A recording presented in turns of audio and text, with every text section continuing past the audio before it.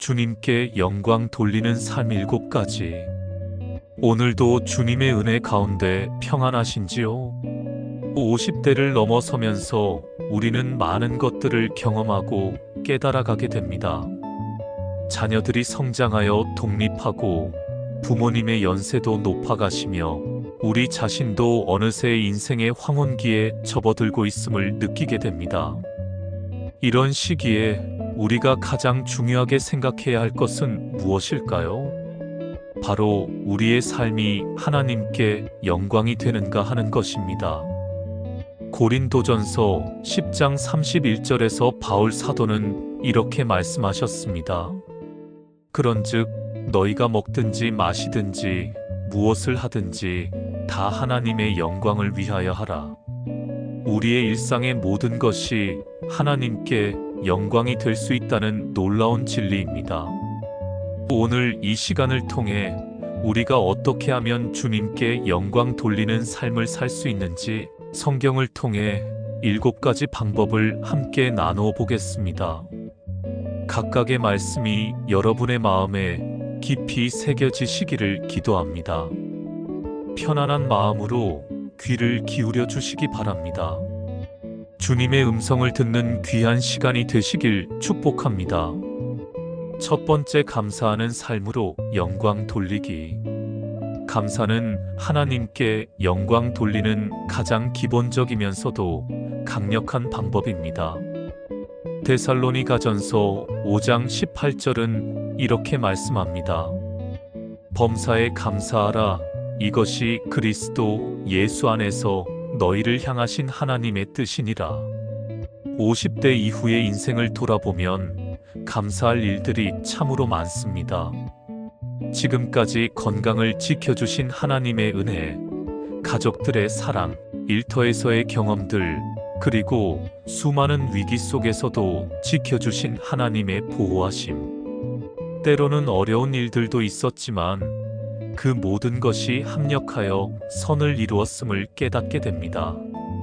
로마서 8장 28절의 말씀처럼 우리가 알거니와 하나님을 사랑하는 자, 곧 그의 뜻대로 부르심을 입은 자들에게는 모든 것이 합력하여 선을 이루느니라.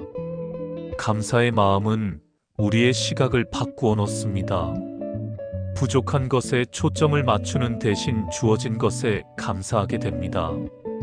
건강이 예전 같지 않다고 불평하는 대신 오늘도 숨 쉬고 있음에 감사합니다. 경제적으로 넉넉하지 않다고 걱정하는 대신 일용할 양식을 주시는 하나님께 감사합니다. 자녀들이 자주 연락하지 않는다고 섭섭해하는 대신 건강하게 자란 자녀들에게 감사합니다. 감사는 하나님의 마음을 기쁘시게 합니다. 시편 50편 23절에서 하나님은 이렇게 말씀하십니다. 감사로 제사를 드리는 자가 나를 영화롭게 하나니. 우리의 감사가 하나님을 영화롭게 한다는 것입니다. 매일 아침 눈을 뜰 때마다 하나님, 오늘도 새로운 하루를 주셔서 감사합니다. 밤에 잠자리에 들 때마다 하나님, 오늘 하루도 평안히 보내게 해주셔서 감사합니다.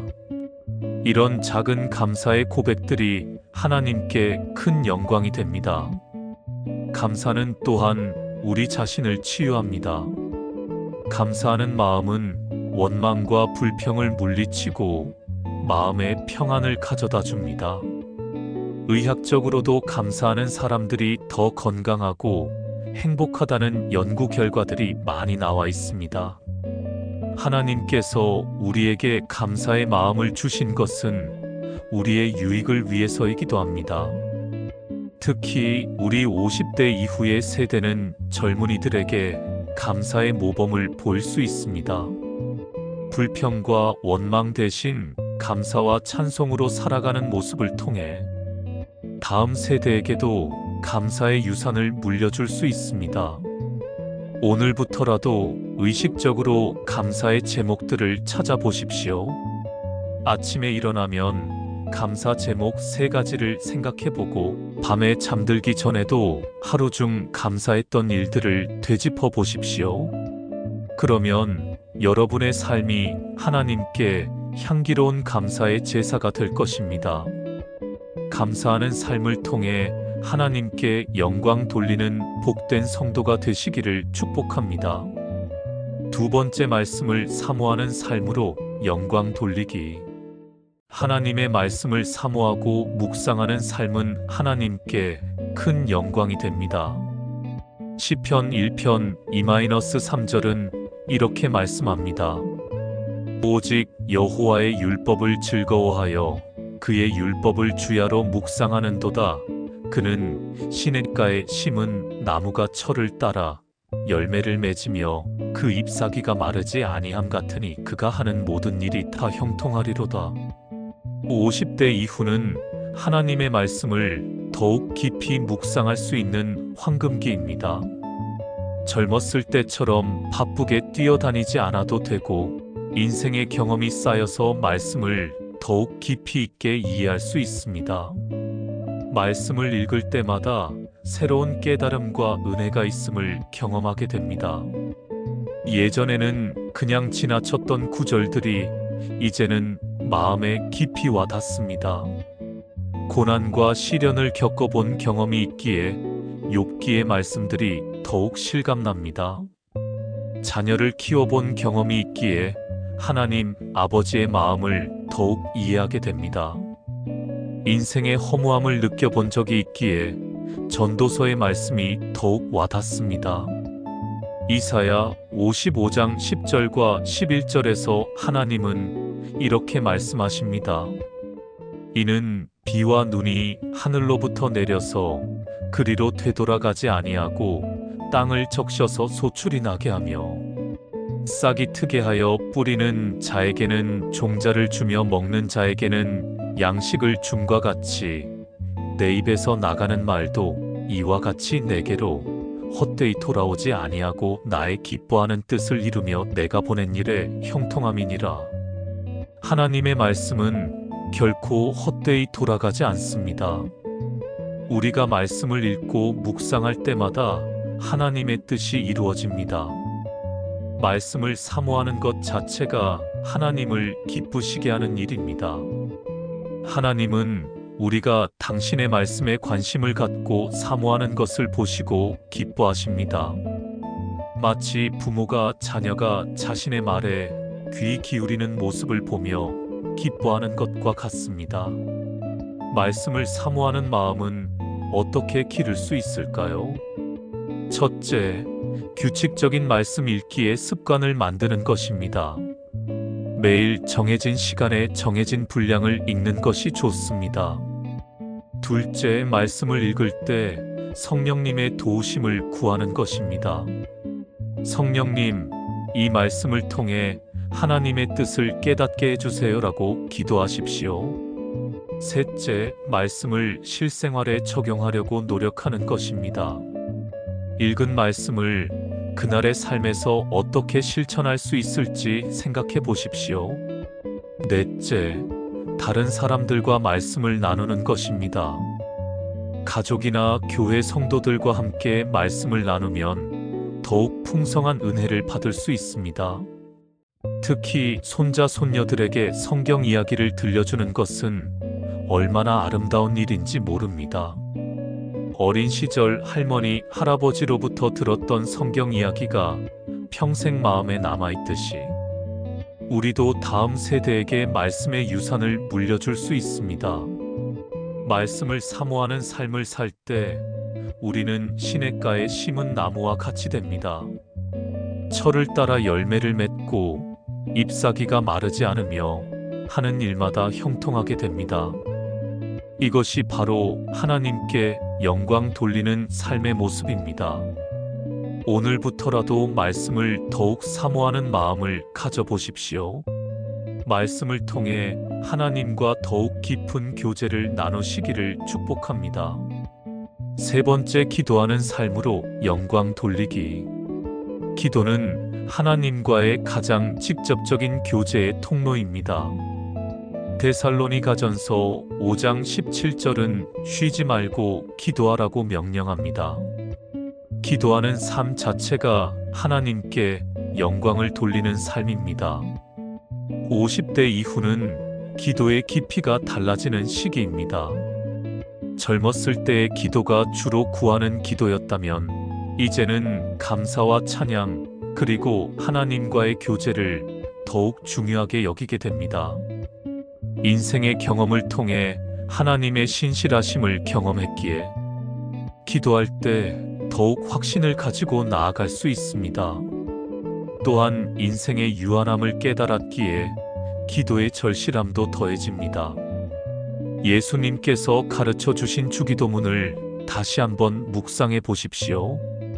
하늘에 계신 우리 아버지여, 이름이 거룩히 여김을 받으시오며 하나님을 아버지라고 부를 수 있다는 것이 얼마나 큰 특권인지 새삼 깨닫게 됩니다.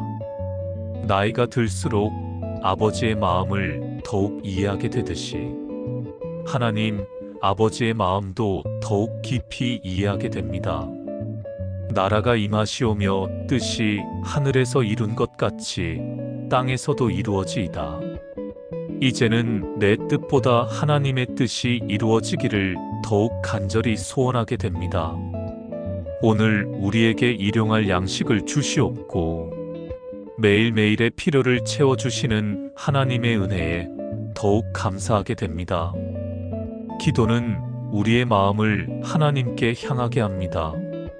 세상의 염려와 근심으로 마음이 무거울 때 기도를 통해 그 모든 짐을 하나님께 맡길 수 있습니다. 빌립보서 4장 6-7절은 이렇게 약속합니다. 아무것도 염려하지 말고 다만 모든 일에 기도와 간구로 너희 구할 것을 감사함으로 하나님께 아뢰라.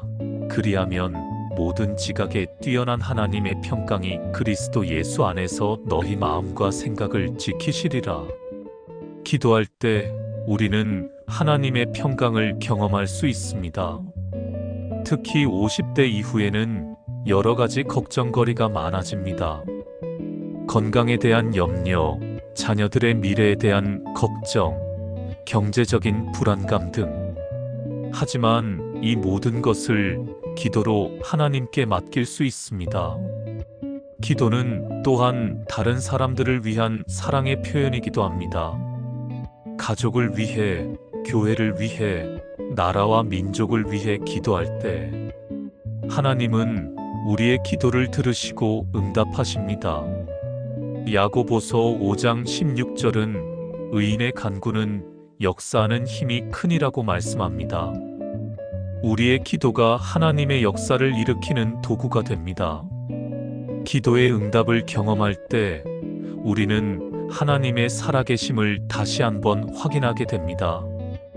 때로는 우리가 원하는 방향과 다른 응답을 받을 때도 있지만 그 모든 것이 하나님의 선하신 뜻 안에서 이루어진다는 것을 믿습니다.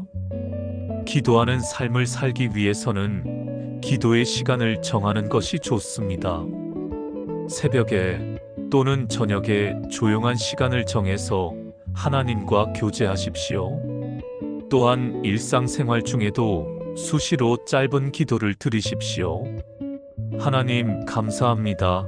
주님 도와주세요. 하나님 찬양합니다. 이런 짧은 기도들이 우리의 하루를 하나님과 함께하는 시간으로 만들어줍니다. 기도는 하나님께 영광을 돌리는 가장 직접적인 방법 중 하나입니다. 기도하는 삶을 통해 하나님과 더욱 깊은 사랑의 교제를 나누시기를 축복합니다. 네 번째, 섬기는 삶으로 영광 돌리기. 섬김은 예수님이 보여주신 삶의 방식입니다. 마태복음 20장 28절에서 예수님은 이렇게 말씀하셨습니다. 인자가 온 것은 섬김을 받으려 함이 아니라 도리어 섬기려 하고 자기 목숨을 많은 사람의 대속물로 주려 함이니라. 50대 이후는 섬김의 참된 의미를 깨닫는 시기입니다. 젊었을 때는 성공하고 인정받기 위해 열심히 살았다면 이제는 다른 사람들을 위해 자신을 내어주는 삶의 가치를 발견하게 됩니다. 섬김이라고 하면 거창한 것을 생각하기 쉽지만 작은 일상의 섬김들이 하나님께는 큰 영광이 됩니다.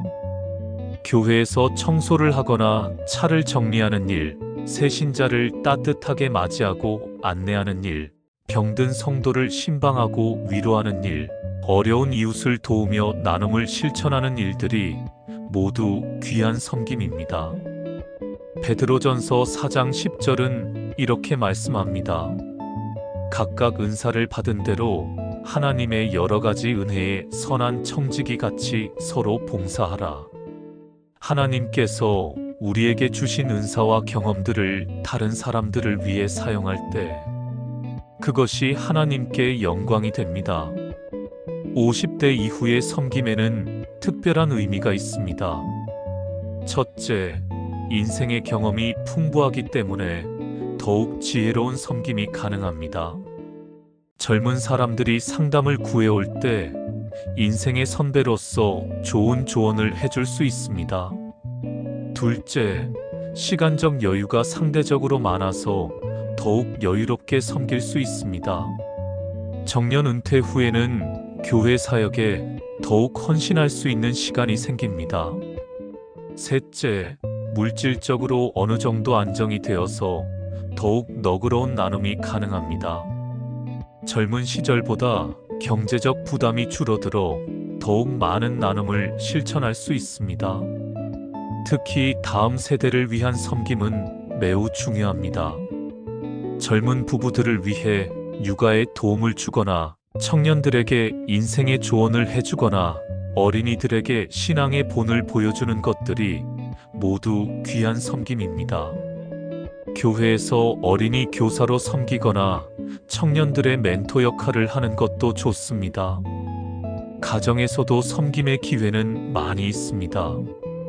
배우자를 더욱 섬기고 사랑하는 것, 부모님을 더욱 효성스럽게 모시는 것, 자녀들과 손자 손녀들을 위해 기도하고 도움을 주는 것들이 모두 섬김입니다. 지역사회에서도 다양한 섬김의 기회들이 있습니다. 복지관에서 자원봉사를 하거나 독거노인들을 돌보거나 환경 정화 활동에 참여하는 것들도 의미 있는 섬김입니다. 예수님께서는 너희 중에 누구든지 크고자 하는 자는 너희를 섬기는 자가 되고라고 말씀하셨습니다. 섬김을 통해 우리는 진정으로 큰 사람이 될 수 있습니다. 섬김은 받는 사람뿐만 아니라 섬기는 사람에게도 큰 기쁨과 보람을 줍니다. 다른 사람을 위해 무언가를 해줄 때 느끼는 그 만족감과 기쁨은 어떤 것과도 바꿀 수 없는 소중한 것입니다. 또한 섬김을 통해 우리는 예수님의 마음을 더욱 깊이 이해하게 됩니다. 섬김의 삶을 살 때 주의할 점도 있습니다. 첫째, 인정받으려는 마음으로 섬기지 말아야 합니다. 마태복음 6장 1절에서 예수님은 사람에게 보이려고 그들 앞에서 너희 의를 행하지 않도록 주의하라고 말씀하셨습니다. 둘째, 자신의 능력을 과신하지 말고 겸손하게 섬겨야 합니다. 셋째, 섬김을 통해 다른 사람을 판단하거나 비교하지 말아야 합니다. 섬김은 사랑의 표현이어야 합니다. 고린도전서 13장의 사랑을 기준으로 섬길 때 그 섬김이 하나님께 영광이 되고 다른 사람들에게도 진정한 도움이 됩니다. 오늘부터라도 작은 섬김부터 시작해 보십시오. 하나님께서 여러분을 통해 이루실 아름다운 섬김의 역사를 기대합니다. 다섯 번째, 용서하는 삶으로 영광 돌리기. 용서는 하나님의 성품을 가장 잘 나타내는 덕목 중 하나입니다. 에베소서 4장 32절은 이렇게 말씀합니다. 서로 친절하게 하며 불쌍히 여기며 서로 용서하기를 하나님이 그리스도 안에서 너희를 용서하심과 같이 하라. 50대 이후는 용서의 진정한 의미를 깨닫는 시기입니다. 살아오면서 많은 상처를 받기도 하고 상처를 주기도 했습니다. 때로는 가족들로부터, 때로는 친구들로부터, 때로는 직장 동료들로부터 상처를 받았을 것입니다. 그 상처들을 안고 살아가는 것이 얼마나 무거운 짐인지 경험하게 됩니다. 하지만 하나님께서는 우리에게 용서의 은혜를 허락하셨습니다. 용서는 상대방을 위한 것이 아니라 우선 나 자신을 위한 것입니다. 용서하지 않으면 마음에 원망과 미움이 자리 잡게 되고 그것이 우리의 마음을 병들게 하고 몸까지 아프게 만듭니다. 하지만 용서할 때 우리의 마음이 자유로워지고 평안을 얻게 됩니다. 예수님께서 십자가에서 보여주신 용서는 우리의 모본입니다. 아버지 저들을 사하여 주옵소서 자기들이 하는 것을 알지 못함이니이다. 자신을 십자가에 못 박는 사람들까지도 용서하신 예수님의 마음을 본받아야 합니다.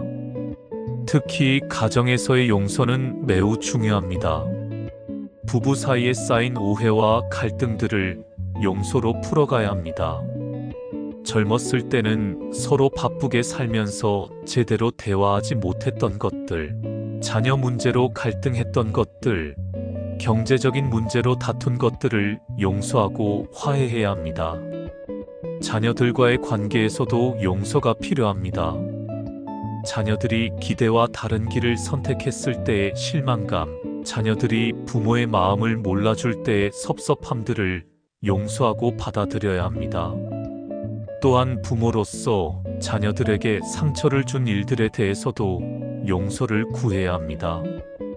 형제자매 간의 갈등도 용서로 해결해야 합니다. 어린 시절부터 쌓인 질투와 경쟁심, 부모님의 유산 문제로 생긴 갈등들을 용서하고 화해해야 합니다. 혈육보다 더 소중한 것은 없다는 것을 깨달을 나이입니다. 교회에서도 용서가 필요한 상황들이 있습니다. 교회 내의 갈등이나 오해로 인해 상처받은 일들, 목회자나 다른 성도들과의 관계에서 생긴 문제들을 용서해야 합니다. 용서한다는 것이 쉬운 일은 아닙니다. 때로는 용서하고 싶지 않은 마음이 들 때도 있습니다. 하지만 우리가 먼저 하나님께 용서받은 존재임을 기억해야 합니다. 마태복음 18장에서 예수님이 들려주신 용서의 비유를 보십시오. 1만 달란트 빚진 종이 왕에게 용서받았지만 자신에게 100데나리온 빚진 동료는 용서하지 않았습니다. 우리도 하나님께 큰 죄를 용서받았으면서 다른 사람의 작은 허물을 용서하지 못한다면 얼마나 어리석은 일입니까? 용서는 단번에 이루어지는 것이 아닙니다. 마음 깊은 곳의 상처일수록 용서하는데 시간이 걸립니다. 하지만 포기하지 말고 계속 용서하려고 노력해야 합니다. 매일 기도할 때마다 하나님, 그 사람을 용서할 수 있게 도와주세요라고 구하십시오. 성령님께서 우리의 마음을 치유하시고 용서할 수 있는 능력을 주실 것입니다. 또한 스스로를 용서하는 것도 중요합니다. 과거에 저질렀던 실수나 잘못에 대해 계속 자책하며 살 필요는 없습니다. 하나님께서 이미 용서해 주셨다면 우리도 우리 자신을 용서해야 합니다.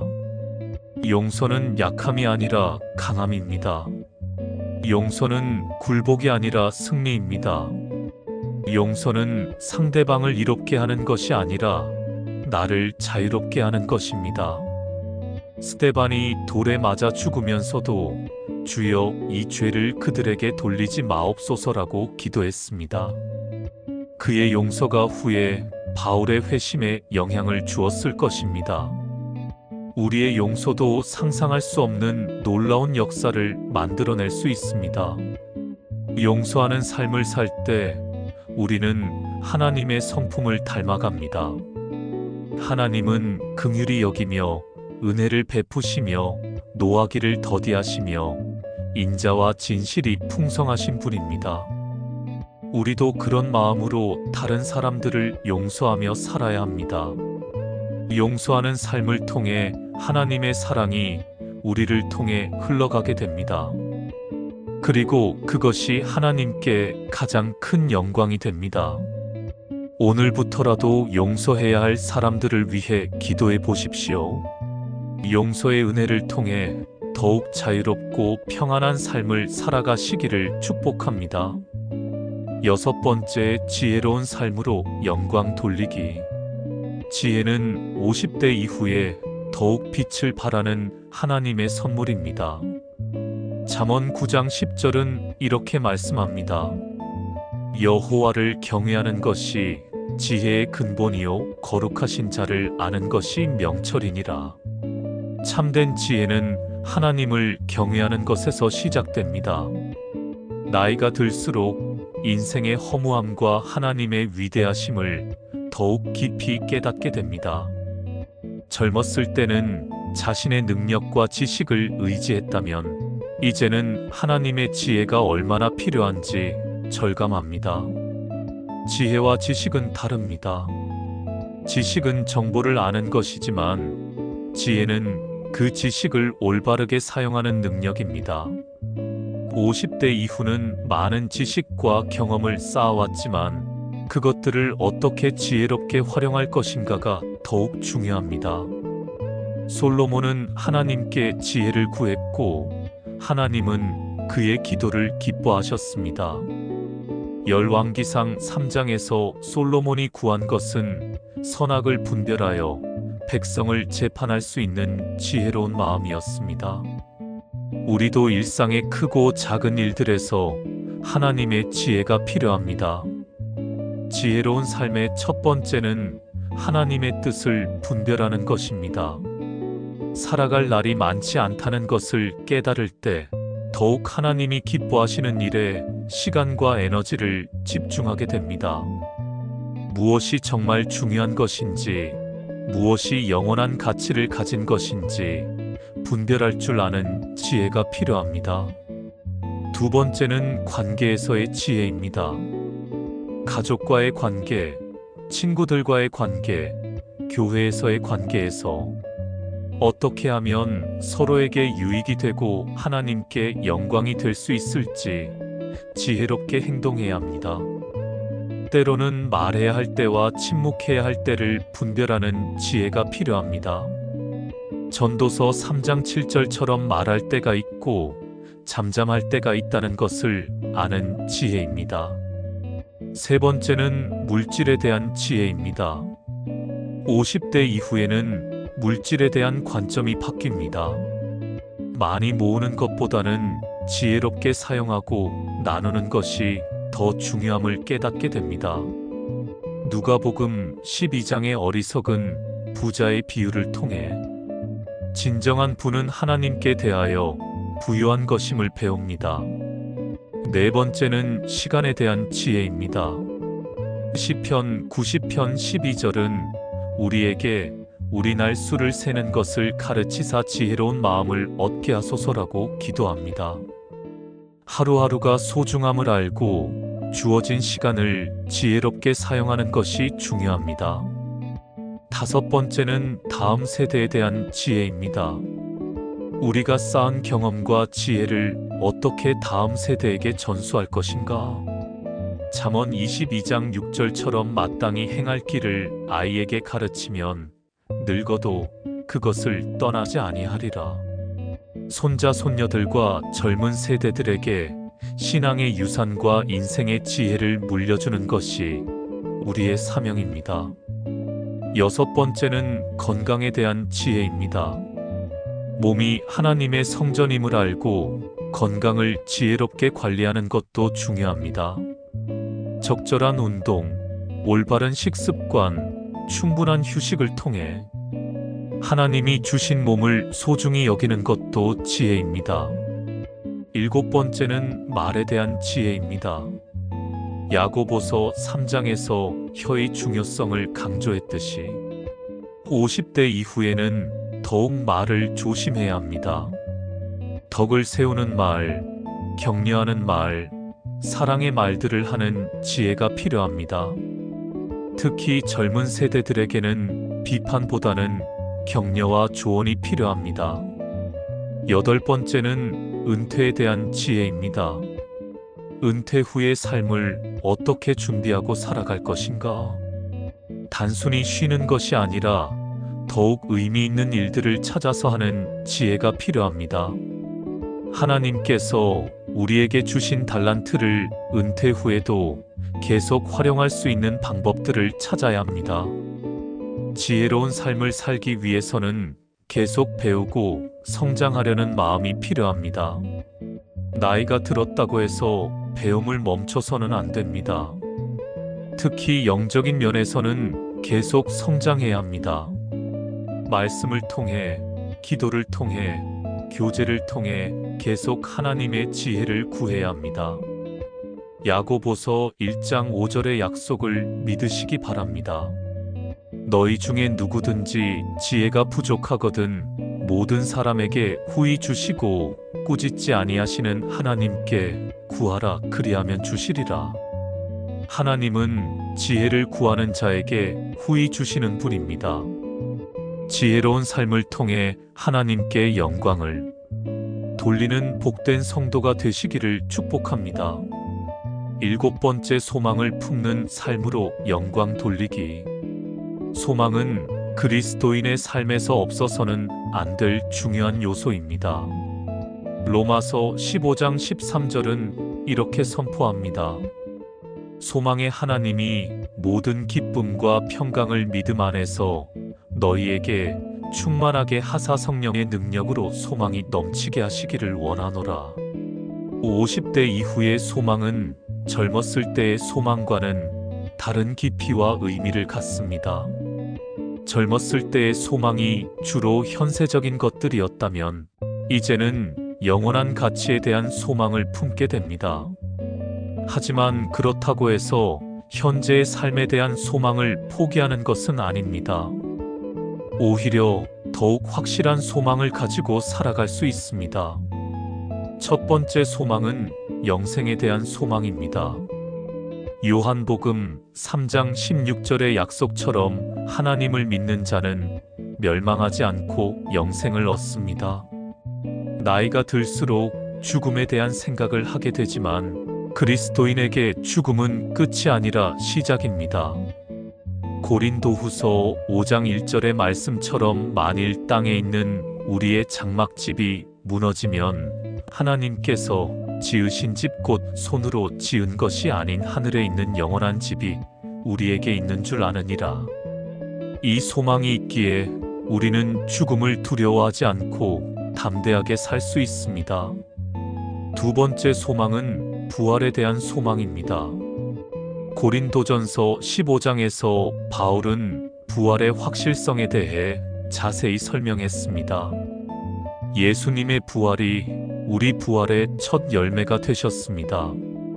썩을 몸으로 심겨져 썩지 않을 몸으로 다시 살아날 것이라는 소망입니다. 이 소망이 있기에 현재의 질병이나 연약함도 이겨낼 수 있습니다. 세 번째 소망은 재회에 대한 소망입니다. 데살로니가전서 4장 16-17절이 그 근거입니다. 주께서 호령과 천사장의 소리와 하나님의 나팔 소리로 친히 하늘로부터 강림하시리니 그리스도 안에서 죽은 자들이 먼저 일어나고 그 후에 우리 살아남은 자들도 그들과 함께 구름 속으로 끌어올려져 공중에서 주를 영접하게 하시리니 그리하여 우리가 항상 주와 함께 있으리라. 먼저 하나님 품으로 간 가족들과 친구들을 다시 만날 수 있다는 소망입니다. 네 번째 소망은 완성에 대한 소망입니다. 이 땅에서는 불완전한 모습으로 살지만 하늘에서는 완전한 모습으로 거듭날 것입니다.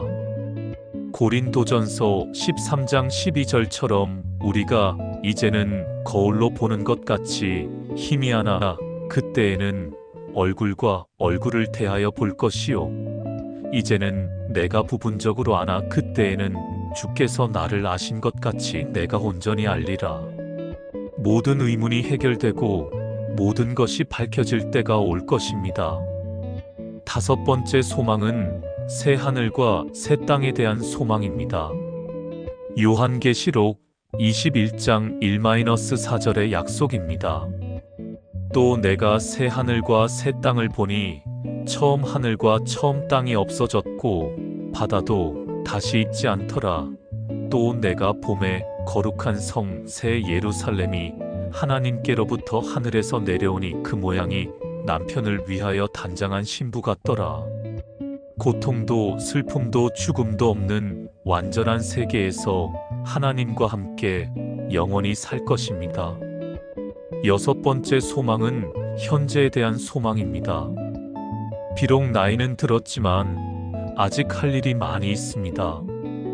하나님께서 우리에게 맡겨주신 사명들이 아직 남아 있습니다. 가족들을 위한 기도의 사명, 다음 세대를 위한 멘토의 역할, 교회를 위한 섬김, 이웃을 위한 나눔 등 할 일이 많습니다. 모세는 120세까지 눈이 흐리지 않고 기력이 쇠하지 않았습니다. 갈렙은 85세에도 내가 오늘 85세로 된 모세가 나를 보내던 날과 같이 오늘도 강건하니라고 고백했습니다. 나이는 숫자에 불과합니다. 하나님께서 힘을 주시면 언제든지 새로운 일을 할 수 있습니다. 일곱 번째 소망은 다음 세대에 대한 소망입니다. 우리의 자녀들과 손자, 손녀들이 하나님을 믿고 따르기를 소망합니다.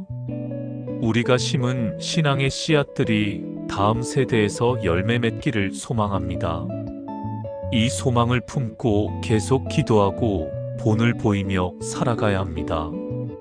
소망을 잃지 않기 위해서는 어떻게 해야 할까요? 첫째, 하나님의 약속을 붙들어야 합니다. 하나님의 약속은 변하지 않습니다. 하나님은 거짓말하실 수 없는 분입니다. 둘째, 과거의 하나님의 신실하심을 기억해야 합니다. 지금까지 인도해 주시고 보호해 주신 하나님께서 앞으로도 그러하실 것입니다. 셋째, 동행하는 성도들과 함께 소망을 나누어야 합니다. 혼자서는 소망을 잃기 쉽지만 함께하면 서로 격려할 수 있습니다. 넷째, 말씀과 기도를 통해 소망을 새롭게 해야 합니다. 매일 하나님과 교제하면서 소망을 새롭게 받아야 합니다. 다섯째, 작은 일들에서도 하나님의 은혜를 발견해야 합니다. 일상의 작은 기쁨들도 하나님이 주시는 소망의 증거들입니다. 소망이 있는 사람의 얼굴은 다릅니다. 비록 주름이 있고 머리가 휘어졌어도 소망의 빛이 그 얼굴을 밝게 합니다.